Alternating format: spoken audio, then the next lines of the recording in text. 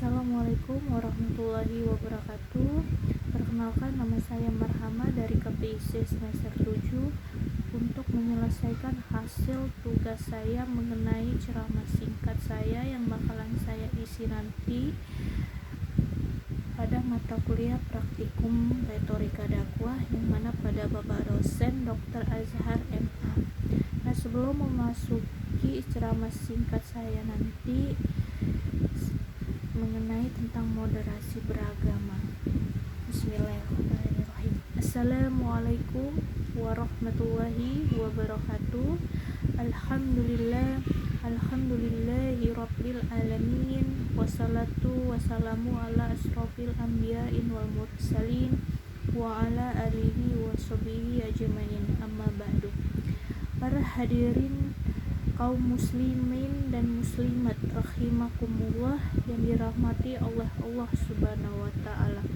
Puji syukur kita panjatkan kepada Allah Subhanahu wa taala yang mana kita diberikan nikmat sehat, nikmat hikmat serta nikmat kelapangan untuk kita semua yang pada hadir di siang hari ini, yang dapat bisa berkumpul dalam acara singkat dalam keadaan sehat walafiat, dan semoga semua yang hadir pada siang hari ini dosa-dosanya baik dalam perkataan, perbuatan yang kita lakukan sampai detik hari ini semoga diampuni oleh Allah Subhanahu wa taala.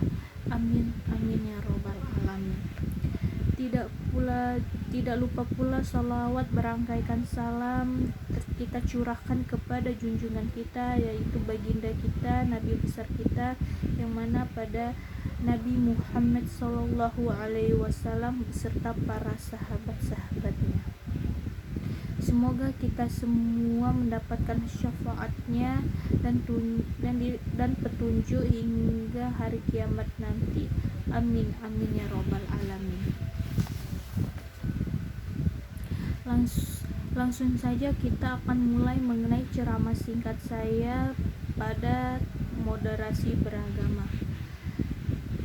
Istilah moderasi sering dikaitkan dengan sikap menengahi suatu adanya masalah dalam kehidupan kita. Sedangkan dalam Kamus Besar Bahasa Indonesia, moderasi dapat diartikan sebagai pengurangan kekerasan atau penghindaran keekstriman. Sedangkan secara umum istilah dalam moderasi beragama dapat kita pahami yaitu sebagai aktivitas memandu, mengarahkan dan menengahi pada komunikasi interaktif. Kaum muslimin dan muslimat rahimakumullah yang dirahmati oleh Allah Subhanahu wa taala. Di sini saya akan menjelaskan sedikit tentang adanya moderasi beragama. Ada beberapa aspek yang saya akan jelaskan. Yang pertama itu dalam aspek akidah, aspek ibadah, dan aspek akhlak. Nah, yang pertama saya akan menjelaskan tentang aspek akidah. Aspek akidah yaitu ajaran Islam yang menjadi salah satu pengaruh yang dalam arti bahasa Arab wasyid, yang mana antara dalam aspek akidah ini menurunkan adanya keyakinan kaum musyrikin dan keyakinan pada sekelompok orang pada kaum yang mengingkari segala sesuatu yang berwujud pada sebuah metafisik. Sedangkan dalam aspek ibadah menurut ajaran Islam sangat mewajibkan bagi seluruh umat Islam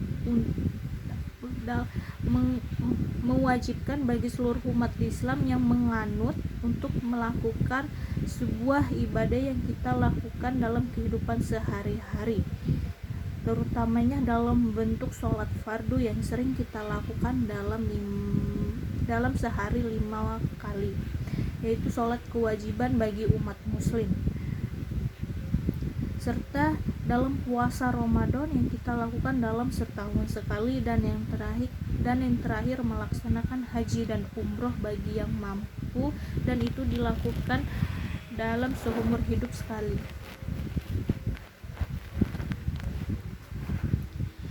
Dan yang terakhir saya akan menjelaskan tentang aspek akhlak.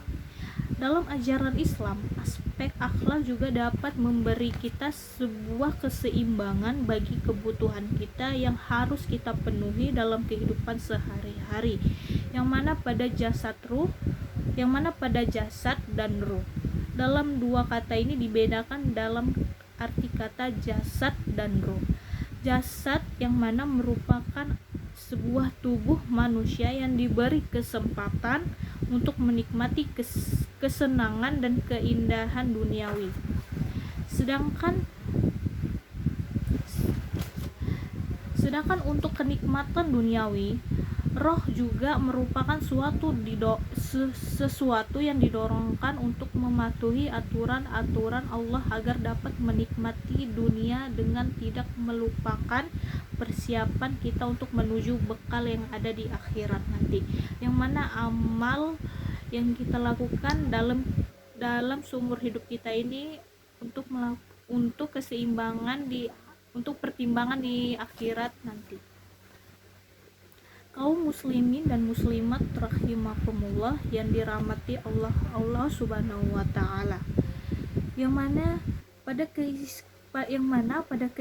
keseimbangan moderasi beragama antara pengalaman untuk duniawi dan untuk akhirat yang mana telah dijelaskan dalam Al-Qur'an surah Al-Ghasyiyah ayat 77, yang artinya carilah yang dianugerahkan Allah kepadamu, baik kebahagiaanmu dari dunia maupun baik di dunia, yang mana sebuah kenikmatan duniawi, dan berbuat baiklah kamu kepada orang lain sebagaimana Allah telah janjikan, barang siapa yang berbuat baik kepada orang lain dia akan mendapatkan pahala. Dan janganlah kamu berbuat kerusakan yang ada di muka bumi, sesungguhnya Allah tidak menyukai orang-orang yang berbuat kejelekan maupun kerusakan yang ada di muka bumi. Dapat kita pahami yang mana tadi sudah saya jelaskan dalam Al-Qur'an surah Al-Ghasyiyah ayat 77. Dapat kita pahami bahwasannya di dunia ini hanyalah sementara, serta akhirat kita akan menunjukkan amal perbuatan yang kita lakukan selama di dunia. Maka dari itu berbuat baiklah kepada orang lain dan terutama kepada orang tua. Nah, penjelasan di atas tadi ada tuntunannya pada umat Islam, serta ada 3 pesan utama yang mana saya akan jelaskan. Yang pertama itu menyeimbangkan antara persiapan ibadah menuju kebahagiaan akhirat dengan salah satu memperoleh kenikmatan duniawi yang dilandasi oleh Al-Quran dan hadis serta keridhaan Allah Subhanahu wa taala. Dan yang kedua, menyeimbangkan antara kebaikan baik berupa nikmat yang telah kita lakukan selama di dunia, yang mana telah Allah berikan kepada setiap hambanya. Siapa yang memberikan kebaikan di dunia ataupun kepada orang lain, dia akan mendapatkan pahala yang begitu besar. Nah, yang terakhir, yang ketiga, menyeimbangkan antara pencintaan dan pemeliharaan terhadap Allah Subhanahu wa taala, yang mana yang ada di muka bumi ini baik yang ada di muka bumi ini antara yang ada di muka bumi ini, yang ada di seluruh alam semesta ini, yang mana kita harus menjaganya sebaik mungkin. Jangan kita sama sekali merusak keindahan yang mana Allah telah ciptakan seindah mungkin yang ada di dunia ini.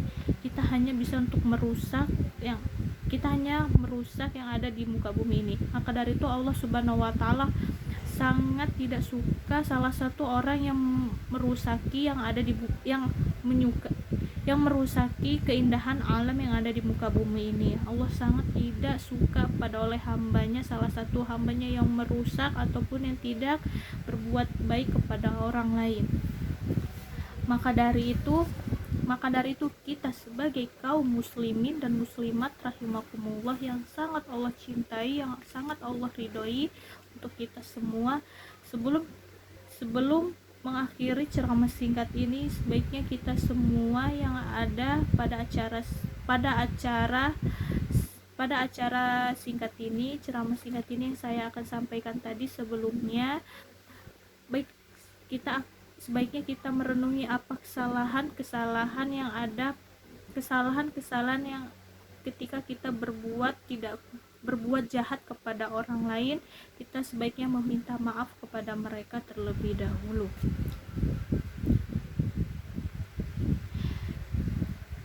Yang mana dalam ajaran Islam, baik sebelum untuk mengakhiri ceramah singkat ini, saya akan memberikan kesimpulan dalam moderasi beragama. Yang mana dalam ajaran Islam, moderasi beragama bersifat universal, rahmatan lil alamin, dengan mengajarkan umatnya berpikir baik, berperilaku baik, dan berinteraksi yang baik kepada setiap makhluk hambanya, yang mana didasari oleh sikap tawazun yang artinya seimbang. Berbuat baiklah engkau kepada setiap hambamu, setiap pada seseorang kaum musliminmu, setiap pada seseorang, baik dalam agama yang dan dimestai dengan duniawi dan di akhirat. Maka dari itu berbuat baiklah engkau dari sekarang, ataupun engkau meminta maaf sebesar-besarnya kepada seseorang yang telah engkau sakiti, yang engkau mungkin telah memberikan mereka tidak suka kepadamu. Maka dari itu meminta maaflah dari sekarang kepada kalian, untuk semoga Allah mengampuni segala dosa-dosa kalian, amin. Dan semoga kalian akan diberkahi dan diberikan nikmat sehat umur yang panjang, amin amin ya robbal alamin. Demikianlah ceramah singkat saya mengenai moderasi beragama yang dapat saya sampaikan kesempatan kali ini. Semoga kita semua yang hadir pada hari ini dan yang mendengarkannya akan mendapatkan pahala, amin amin ya robbal alamin. Lebih dan kurang saya mohon maaf. Saya Marhama undur diri dari ceramah singkat ini, baik dalam perkataan saya yang kurang baik ataupun yang masih banyak kesalahan yang tidak baik, mohon dimaafkan sebesar-besarnya. Yang benar hanyalah milik Allah, dan yang salah, khilaf atau keliru hanyalah milik dari saya pribadi. Akhirul kalam, subhanaka Allahumma wa bihamdika asyhadu an la ilaha illa anta astaghfiruka wa atubu ilaik. Wassalamualaikum warahmatullahi wabarakatuh.